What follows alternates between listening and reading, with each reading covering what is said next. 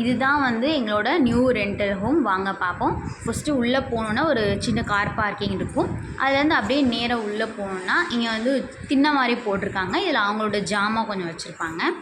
அப்படியே வந்து பார்த்தோன்னா இது வந்து எங்களோட நிலை. அதில் அந்த பூஜாடியும் சரி, அந்த பிள்ளையார், லட்சுமி, சரஸ்வதி இது மூணுமே எனக்கு ரொம்ப ரொம்ப பிடிச்ச கடவுள். ஸோ எனக்கு ரொம்ப பிடிச்சிருச்சு.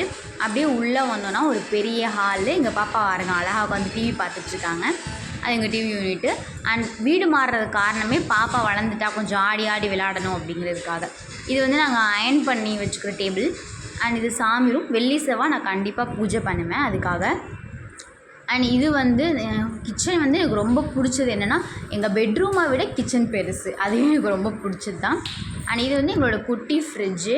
நாங்கள் வாங்கி ஒரு 10 இயர்ஸ் இருக்கும். அப்படி இது வந்து ஹாலில் நாங்கள் வந்து ஏர் கூலர் வச்சுருக்கோம். ஸோ மேக்ஸிமம் நாங்கள் ஹாலில் தூங்குறதுனால அங்கே வச்சுருக்கோம். அண்ட் அப்படியே உள்ளே போனால் இது மாஸ்டர் பெட்ரூம்.